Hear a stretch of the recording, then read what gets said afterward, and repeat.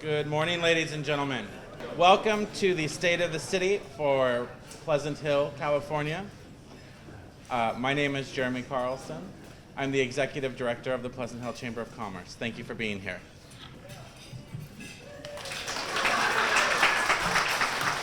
I know it's early. I totally know it's early, so I get it. All right, so again, welcome. We're pleased to be here today at the Back 40 Texas Barbecue. We want to thank Angela and the staff for an amazing breakfast.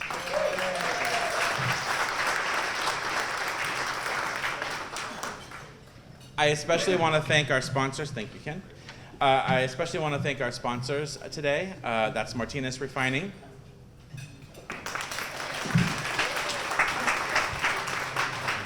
Republic Services, and Visit Pleasant Hill. I also want to take a moment of your time before we begin, and things are going to be a little different. And when I bring the mayor up, she'll explain how the run of show is going to go. But I do want to acknowledge some folks that are here today that are part of our electeds. I want to acknowledge Janessa Oriol from Congressman Mark DeSaulnier's office.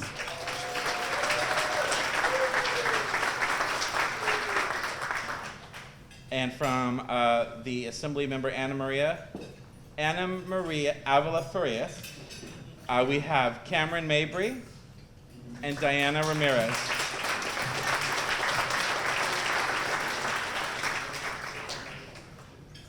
From our Board of Supervisors, we have Supervisor Ken Carlson.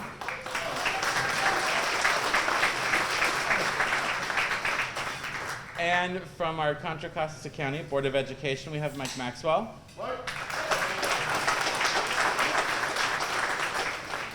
And if there are any other elected officials in the room that I did not get, my apologies, but thank you for being here. Oh, not on my list.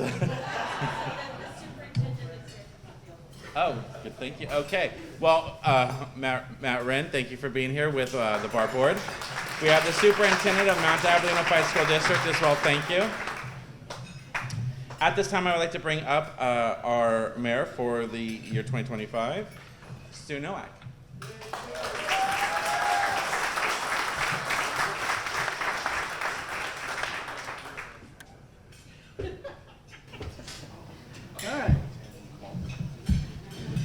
Good morning, everybody. I saw Linda Mayo here and Dr. Clark here as well. So,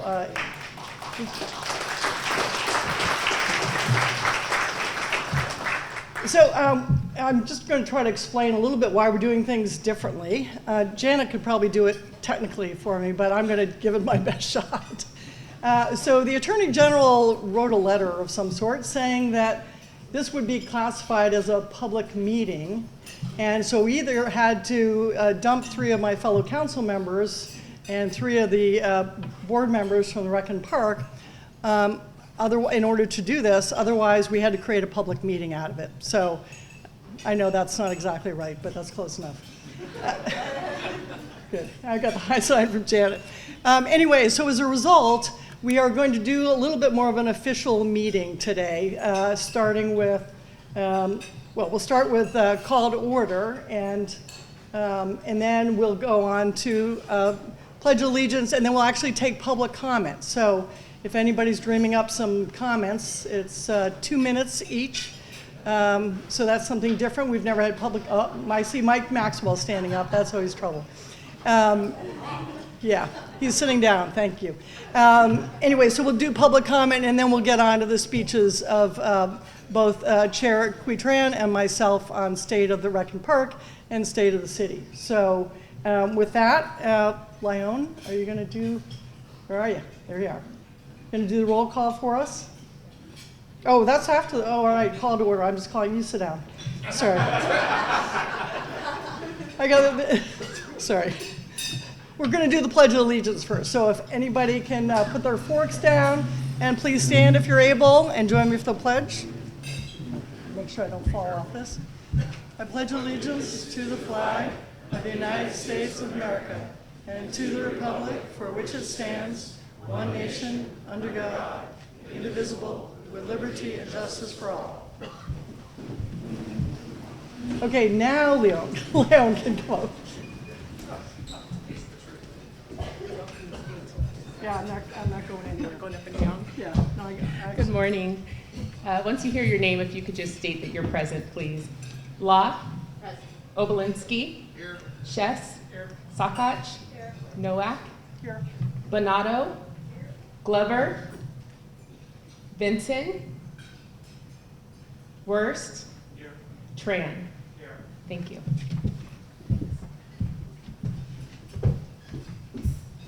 Okay, now, exciting part, public comment. Does anybody want to dare to do 2 minutes of public comment?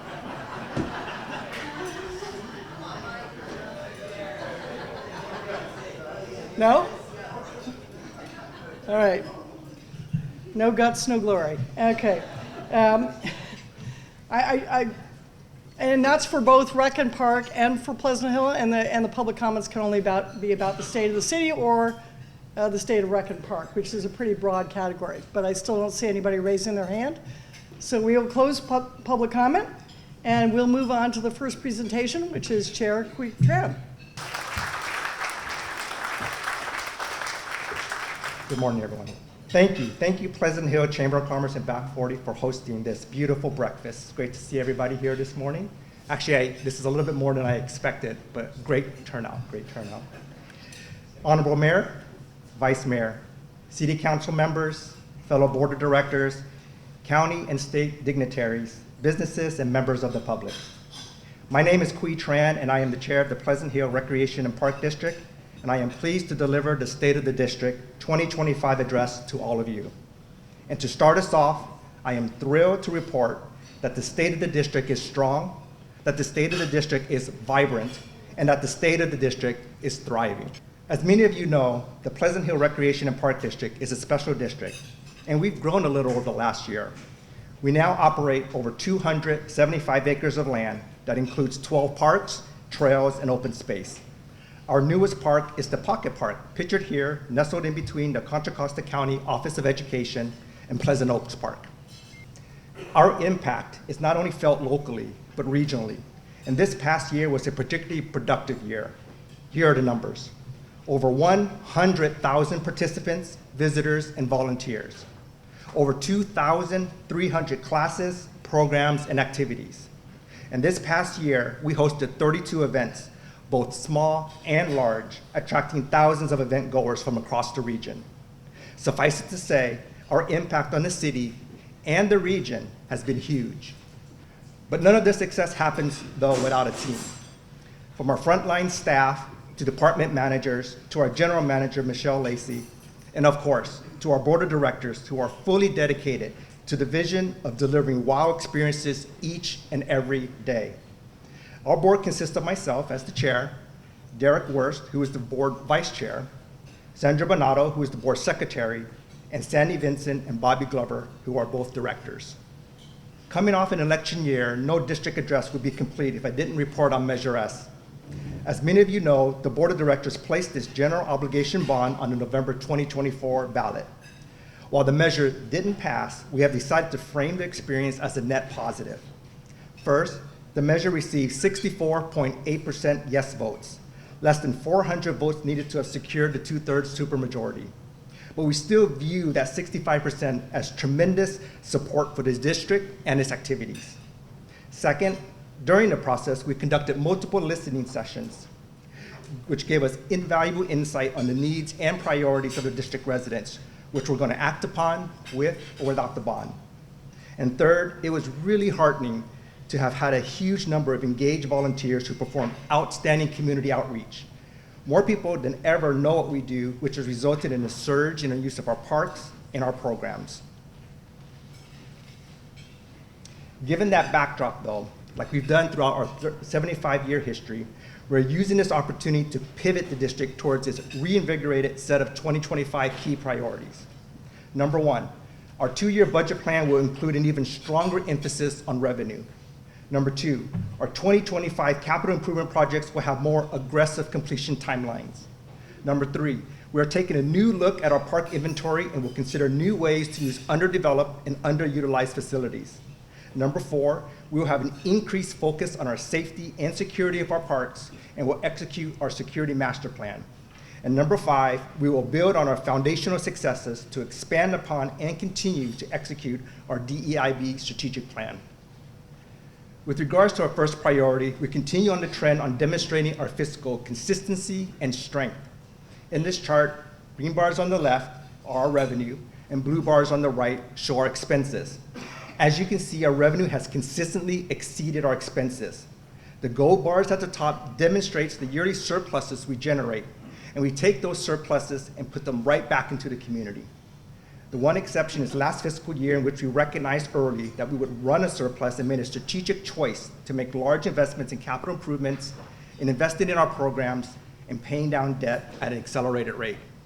With regards to our second priority, just this past fiscal year, we took the surplus in our operating budget and invested over $500,000 in capital improvement projects. From our teen center to the community center to the senior center, almost all of our parks and facilities receive strategic investments. Just to give an example of some of those investments, the teen center had the exterior refinished and repainted with upgrades and new purchases to the interior furnishings. The community center received new carpeting and new exterior wood siding with new technological upgrades. The senior center received new carpeting, and we completely replaced the tables and banquet chairs. Pleasant Hill Park had upgrades to the restrooms, and we were able to purchase new maintenance vehicles, a van to transport kids for Kids Stop childcare, and our most favorite purchase of the year, if not the decade, is a robot that can automatically paint the white lines on all of our sports fields. It's awesome. We will be holding a contest to name that robot, so please send in your submissions. If you haven't been to one of our facilities lately, come check us out.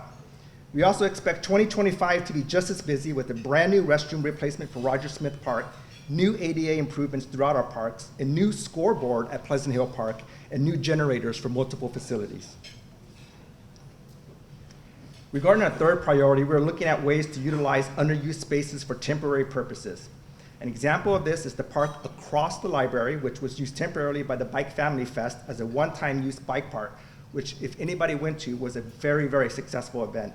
We hope to repeat that success with other temporary uses.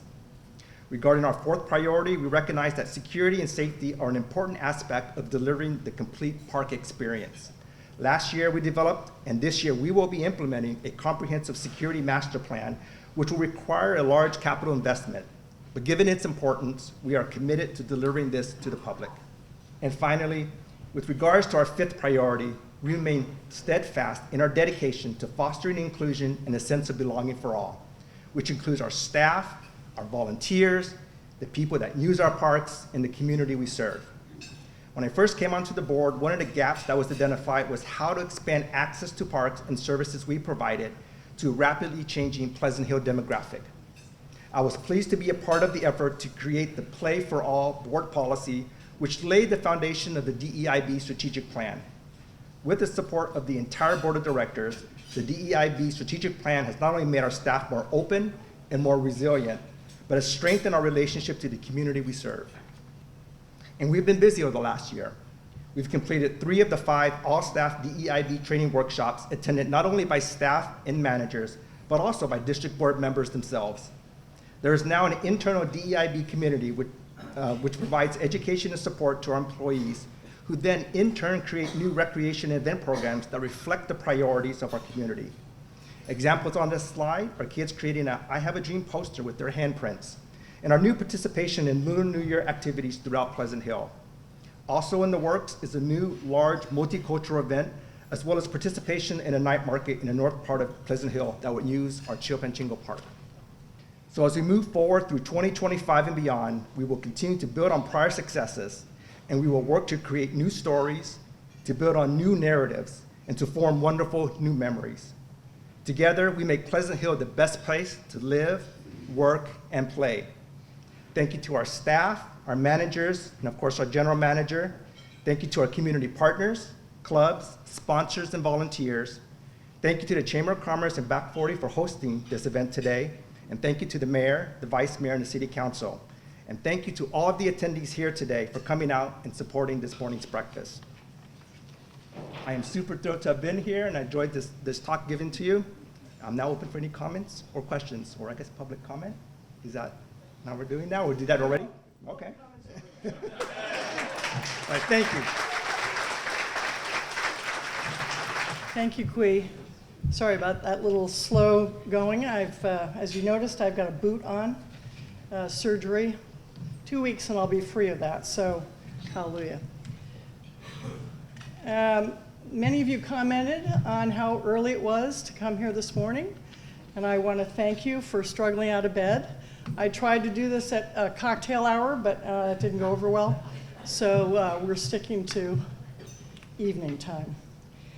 Morning time, sorry. Tells you something, right? Let's make a note. I was a fan of evening as well. Yeah, I know, sorry. It was, we had city council last night till about 9 o'clock, so I just left my clothes on and rolled out of bed this morning. Okay, so 2024 summary. Completion of our housing element and certification. That was a major accomplishment. For those of you familiar with housing elements, oh, thank you so much. I wouldn't want to be back in the surgery for something else. Completion of our housing element certification. This was a much more difficult process than it's been in the past. As many of you know, our requirements for zoning for housing went from 440 to 1,803. So it was a much more difficult process, and it took us 3 attempts before we finally got that done. We had our first district-based elections, and as you saw when we did the roll call, we have 3 brand new council members. And I think we actually have 2 of our former council members here, Matt Rinn and Tim Flaherty. Oh, well, no, you didn't leave as a result of that. Ken Carlson and Michael Harris are both here, also former council members. I'm keeping an eye on Ken because he messed up my first state of the city speech I did for 2nd year on council. Ken standing in the back of the room waving at me, and I'm thinking I've got a spot, my shirt's unbuttoned, I don't know what was going on. So I stopped my speech and I said, "What?" And he says, "I'm just waving goodbye." And I thought, great. So you're not moving, okay. Anyway, going back to district-based elections, we had our first district-based elections, expansion of our diversity activities, and you'll see some of those in upcoming slides. And then we had a massive increase in our volunteers for commissions, which I think is just tremendous and shows the engagement of our community in a lot of our activities. Our interviewing and nominating committee I don't think was ever busier. We had multiple people for every single opening we had, which is just tremendous, and we love the involvement of so many people in our community. And then I want to thank our staff and volunteers for all their hard work over the last year, because it hasn't been an easy year. And while I'm on that, I'm going to quickly go through some of our staff members and our commission members that are here. So as you've seen before, Vice Chair Shess is here. This is City Council. Raise your hand, Matt. Zach. This is the way I'm running meetings these days, yeah. Yeah, a little early, I know. Next time, cocktail hour. District 1, Bella. District 3, Andrei Obolensky. And somebody's got it wrong, I should have known that, sorry. And District 5, Amanda Sakach.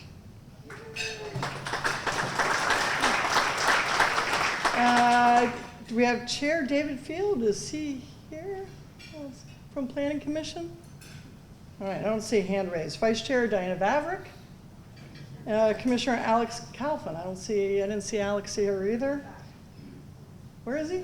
Oh, now you're doing the Ken Carlson thing way back there. Commissioner Dave Mascaro. Yep, I saw you. And Judy Weber. Thank you.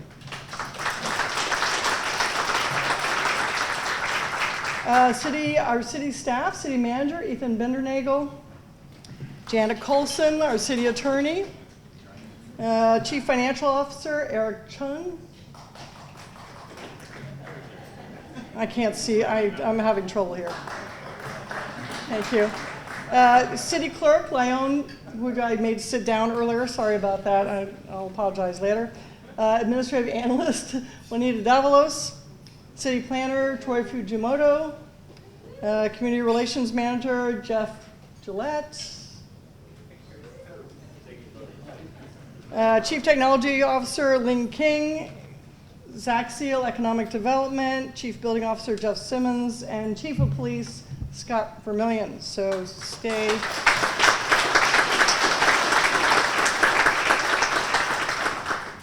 Okay, we'll start out with some of the exciting things for last year.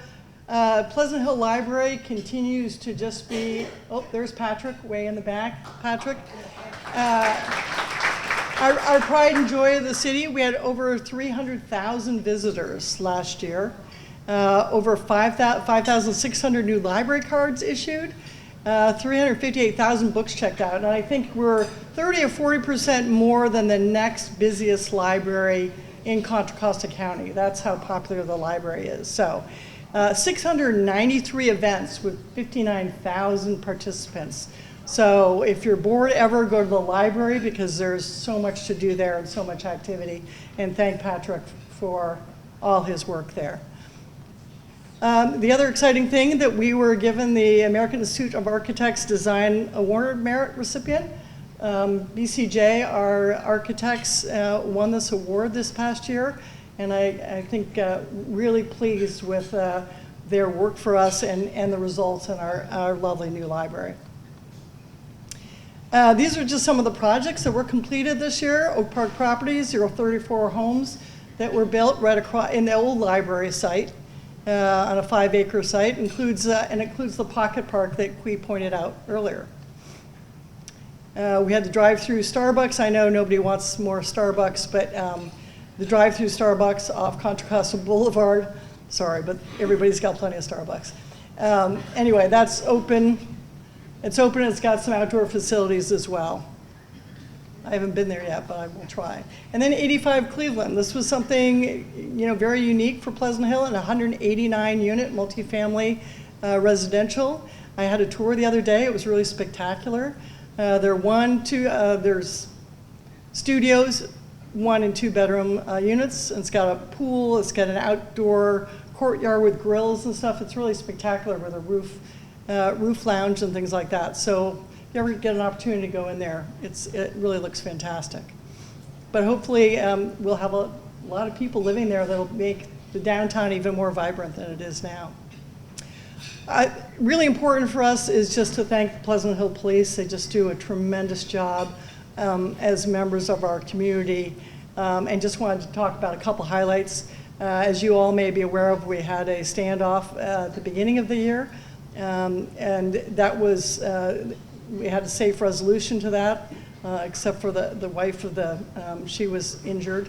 But everything else was a safe resolution to that.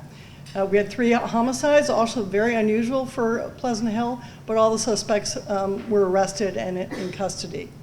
The police did an excellent job with retail theft suppression, which resulted in 39 arrests.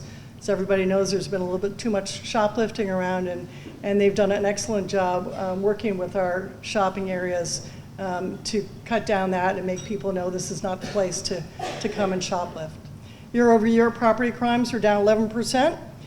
To 1,440, and crimes of persons were down slightly from 75 to 72. And they held 10 DUI saturation events. As everybody knows, it's really difficult hiring police these days, but they were able to hire 7 new officers in 2024, including 2 trainees. Of these 7, 4 are women, and of these 7, 6 are people of color. We hired 4 new dispatchers, and all of them are women. And I just want to say what an excellent job they do, making sure that the police that are hired in Pleasant Hill are really community-driven. You'll see many of them at our community events. Walk up to them, so they're super friendly. They want to get to know people so they can keep our community even safer. So thank you to the Pleasant Hill Police Department.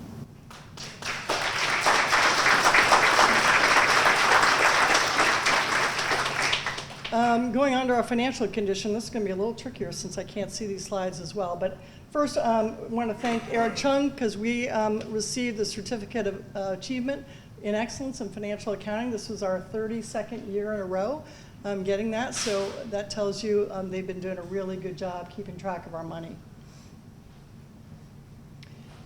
We adopted a biannual budget in last June.